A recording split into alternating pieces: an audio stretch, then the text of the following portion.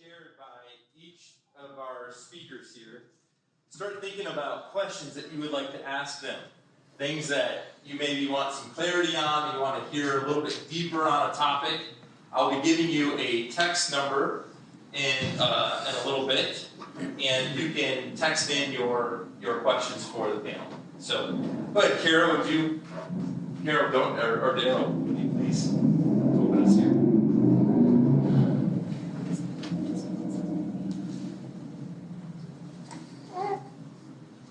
So, Kara, we have an interesting relationship. We're probably the most like, of course, it was probably told that you and I are the most alike. So, not only the daughter, but you're a professional colleague, and you become my personal advisor, and somewhat work for me indirectly. So we have multiple hats that we work together. And so just remember we have this deal going that you can interrupt, you can inject, we're colleagues. This is not father or daughter up here. These are two professional college persons. Well, don't let them fool you. Even as a child, they let us do that. So if I go off track here, whatever, or you have a comment, feel free. I really liked what Pastor said when he talked about, I had to come to the conclusion after going through a suicidal depression because I wasn't getting the results I thought I should get. And realized that I'd got in business for some of the wrong reasons, and that was to prove all the people that thought I couldn't do it and who'd called me names and thought I was an odd duck and had threatened my life because of some spiritual stance my father took, that I was going to prove to them that I wasn't a kid from the other side of the tracks, but I could be successful, and then all of us looked like we were going to fail. We weren't getting the results, and after 10 years of success, it looked like bankruptcy was a real possibility. And all at once I realized that my trust was much more in my own efforts and what had happened in the business than it was in God. And I had to come to a conclusion that God gives the increase, that we can labor as hard as we want to labor, but God decides what the increase is going to be, and that the rain falls on the just and the unjust, as Scripture says, and sometimes there's what seems to us unjust people that prosper, and sometimes there's very just people that do poorly.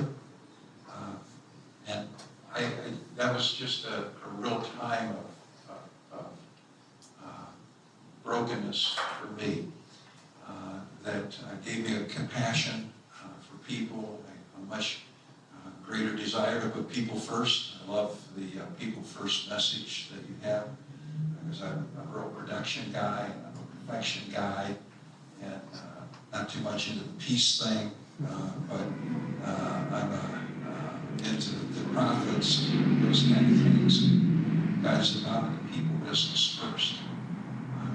But the pastors talked about God also provides the seed. I thought, yeah, that's really true, but I've always thought in terms of the increase. God gives the increase because that's what I had to learn. But he also provides a giftedness, even the seeds of our giftedness are God. But in between the seed, as Pastor said, and the increase is our calling. And one thing about a calling is that God's logical in his calling.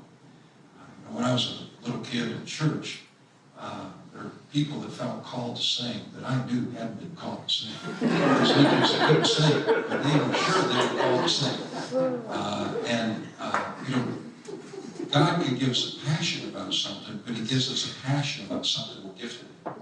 So if you're not gifted in business, you're not called to be in business. There's a gifting that he'll give you. I'm sorry. I sometimes do a miraculous thing, but I believe God's a rational God, and so what we're passionate about is what he's going to gift us, and then there has to be a value exchange. Others have to value it. And if you have those three things, you're probably going to be successful at some level, but God's going to determine what that increase is going to be.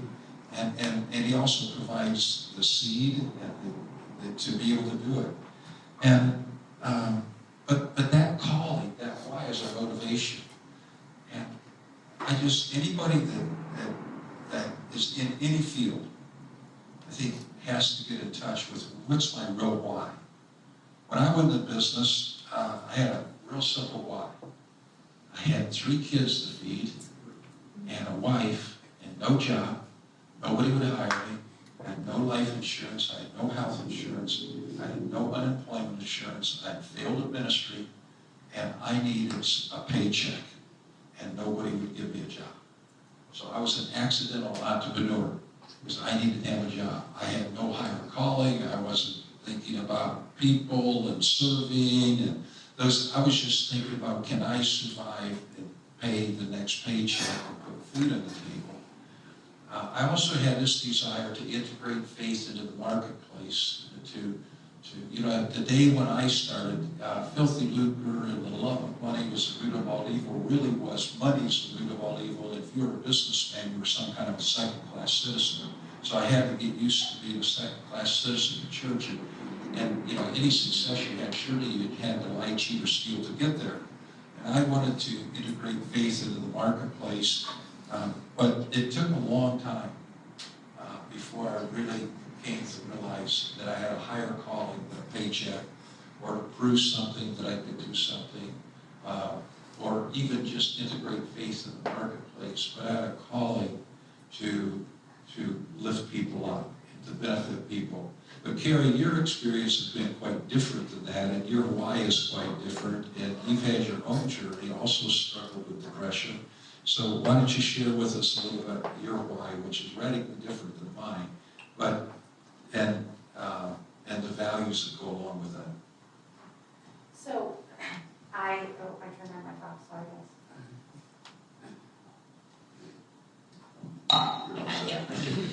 I also never planned to be in business. I mean, if you would have told me, I don't know that I would have laughed. I would have called you crazy and run away, just said no. Just no. When I was growing up and the daughter of a businessman, the daughter of an entrepreneur, I saw what he had to do to make that work. We were behind the scenes, right? Sitting in the car for 4 hours as he's at a payphone at the time, without the benefit of cell phones, making calls for his business. And I didn't want anything to do with any of that. In fact, I remember in 3rd grade, I told one of my friends that I was going to marry somebody who was going to be home every night at 5, and would be home on Saturday, and be home on Sunday, because and it's not that my dad made us a priority, he did. I mean, he had dinner with us every night, he did devotions with us in the morning, we had family night every Monday night, so he was very intentional in time with us as kids. But I still saw the rest, and I went to college at Cedarville University, got a degree in philosophy, very practical. I had no idea when I got done with my degree what I was going to do in life. And I'm trying to convince you to do something I did not practical like psychology. I got a psych minor because he convinced me that was a good idea. It didn't no. So I had no idea what I wanted to do with my life, but I felt like God had called me to ministry. And I started looking at seminaries, and I looked at... just interject. Yeah. So, of course, we're all proud of our kids, but I was on the board at Cedarville, so I had some insights into what was happening with the kids who were in school. And here I had a real giftedness in philosophy, so much so that one day the professor had her do a logic problem that he had solved in 36 steps or something like that, and she solved it in 32, and he said, that's not possible, why don't you go put it up on the board? She put it up on the board, and he said, I can't find anything wrong with what you did. And so they asked her to be a... For those of you who don't know philosophy, logic is like the calculus of philosophy. So you turn words into symbols, and it's an equation. So she was asked to be a adjunct professor for freshmen coming in just with a bachelor's degree, and by the professors, and was slated to do that, and then the administration found out and said, "You are crazy, we can't have somebody with a master's degree do an adjunct teacher," which was a real setback for her. Okay, what's God doing? I thought I was going to go to ministry, so I just, I'll follow the book.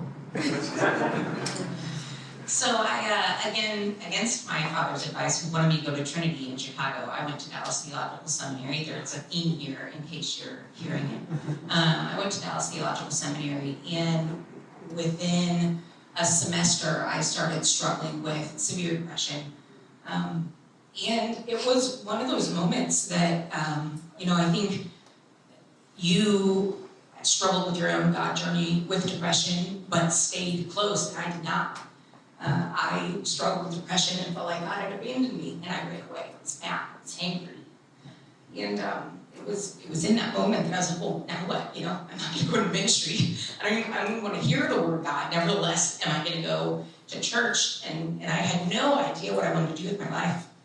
And God was the furthest thing from anything that I wanted to pursue, but He is so kind, and He continued to pursue me, even though I had not pursued Him.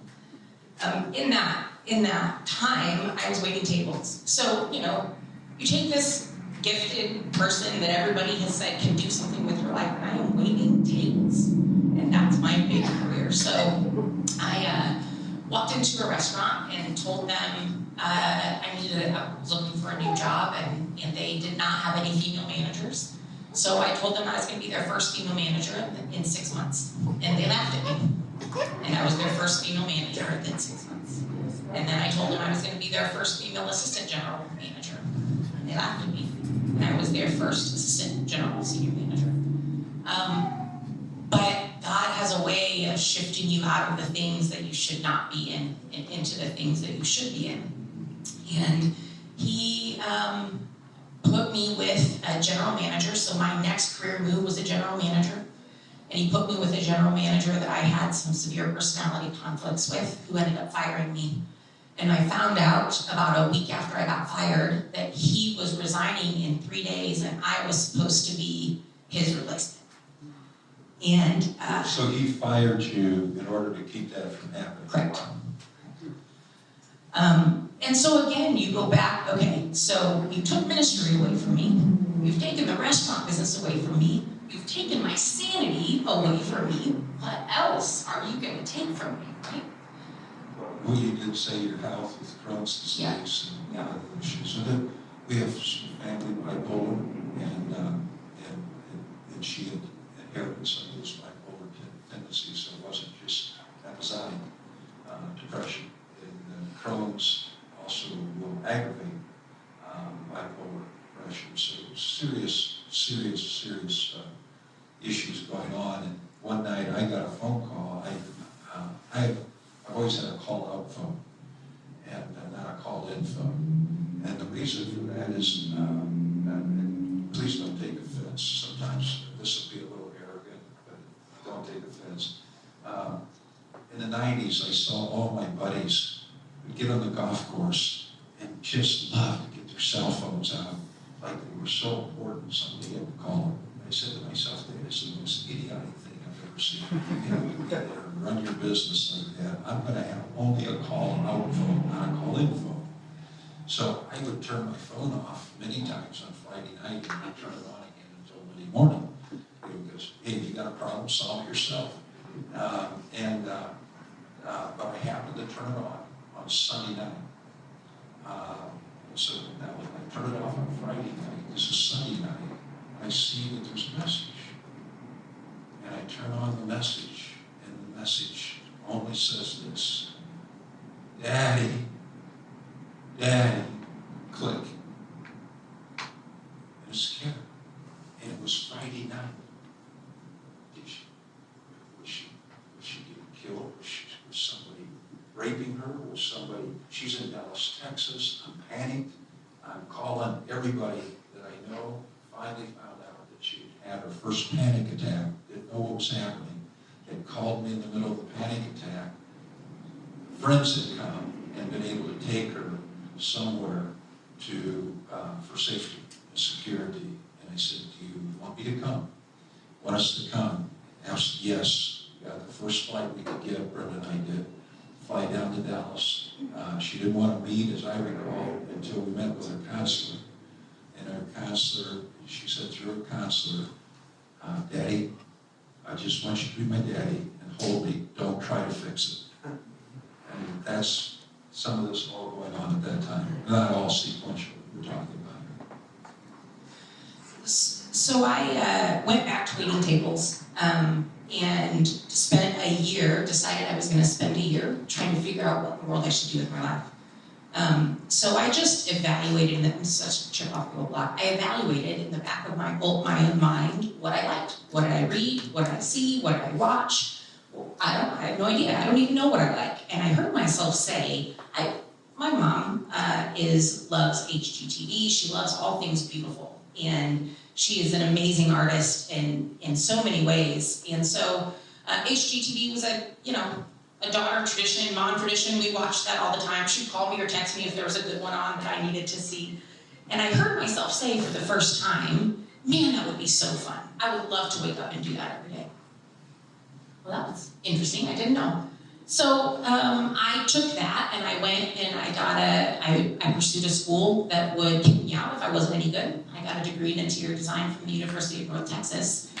And right at 2009, 2010, everything fell out and nobody was building anything. Nobody was hiring interior designers either.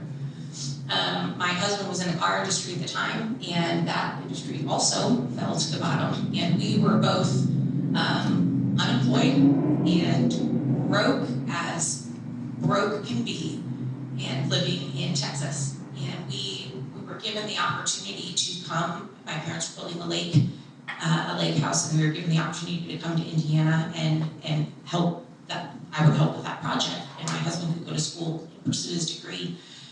And it was nothing. I absolutely knew this Texas boy that had never been 20 miles out of his region was never going to come to Indiana. Yeah, absolutely. There was no way. And there was no way that there was no way that I was coming back to Indiana. When I left Indiana, I shook that dust off my feet and said, adios, man, I was not coming back. But I started praying and I asked the Lord, if we should do this, you need to make it possible. My husband was a car guy. He had 5 cars, 5 motorcycles. He had every tool under the sun. He had our house full, our garage full, 2 storage units full. He worked on cars all the time. And I just said, you've got to make it possible because there's just no way. The next day, my husband called me in a panic and said, the garage is on fire and everything burned to the ground. And when I confessed to him what I had prayed, he looked at me and said, please stop praying. But those are the God moments that brought me back to Indiana. I began building and design here in Indiana, and I loved it. I had a career that I loved. I worked for myself. I was an entrepreneur in the sense that I worked for myself and did not work for anybody else, and I loved it. And my dad asked me, do you like design or do you like business? And I was like, business? No, I don't like business. I like design. Why? No. Do you want to grow the business or do you want to do design? And I want to do design. And he probably asked me this 5 different times in 5 different ways, and every time my answer was, I want to do design. I'm not interested in business. So it's just an entrepreneurial learning that I'll just interject here for a minute, if you will remember we have the story, is many entrepreneurs get in business to do their activity, to do what they like to do, and which is a fine thing to get in the business to do that. Don't plan to grow your business. If you go into business to do your art, then keep your business small enough that you can do your art and only as much as you need. But if you prefer business, and art is a way to get into business, then grow your business. And I've counseled many entrepreneurs over the years. That's my typical question. Do you prefer your art, the thing that you do, the thing that you want to go into business for, or do you prefer business? And sometimes it changes over the course of time. But it's a very important question to answer, and to answer for yourself. You'll be a very unhappy person if you build a business when you prefer to do your art.